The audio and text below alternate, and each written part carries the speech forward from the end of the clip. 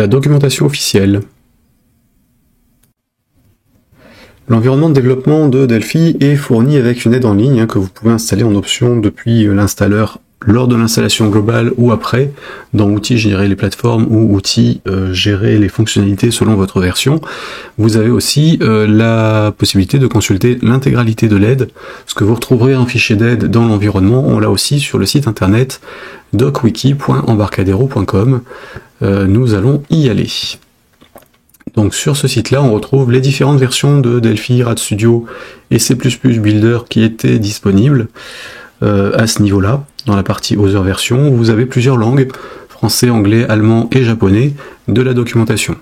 Et par défaut, en fait, on arrive sur la page de documentation de la version en cours. On retrouve ici notamment Delphi, RadStudio, C++ Builder, Interbase si vous utilisez ce moteur de base de données, et puis d'autres outils qui sont ou qui ont été diffusés par Embarcadero ou d'autres sociétés liées à Embarcadero, notamment avec les versions architectes. Alors, côté Delphi, donc si je vais dessus, nous retrouvons les informations pour la version 12, sachant qu'il y a une 12.1 Athens qui est sortie, une update 1, vous avez les informations des mises à jour à ce niveau-là. Si je reviens sur la page principale d'une version majeure, on a la partie overview qui concerne les nouveautés et les informations concernant l'installation et les choses qui ont été rajoutées ou modifiées en cours de route.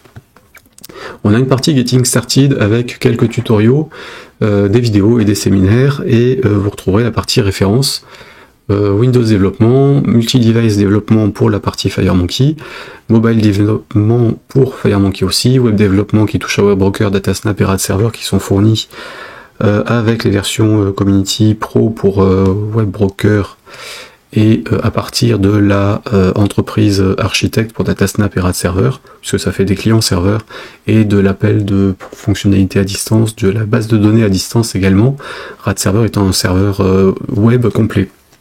Et une partie UML qui pareil est disponible dans certaines versions sous forme d'options maintenant dans Delphi. En fait, la doc est organisée en rubriques, du coup quand vous faites une recherche en haut, vous n'atterrirez pas forcément sur celle qui vous intéresse. Là, vous avez essentiellement de la partie documentation textuelle, des explications, des tutoriaux et de l'information sur pourquoi telle et telle fonctionnalité fonctionne comme ça. Si vous voulez des informations comme celles qu'on a dans la touche F1 quand on est sur le code source, allez directement dans la librairie référence qui contient en fait la doc liée aux unités VCL, FireMonkey, système, donc la RTL, et éventuellement d'autres selon où on en est.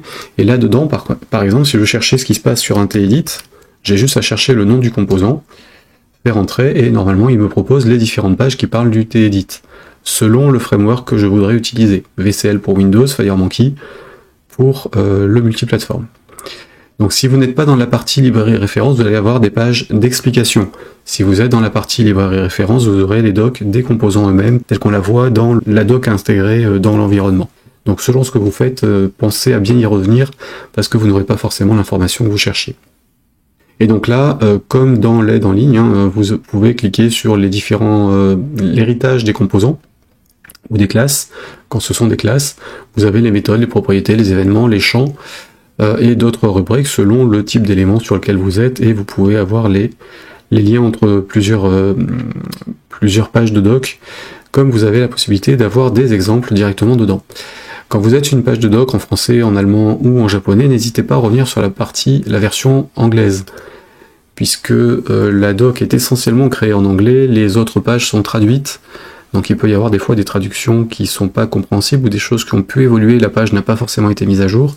Donc là sur le TEdit en français, on voit en bas de la page que la dernière mise à jour de la page date du 19 février 2015.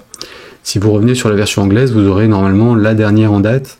Là, en l'occurrence, elle date de la même période, donc il n'y a pas eu d'évolution qui serait en retard sur la traduction.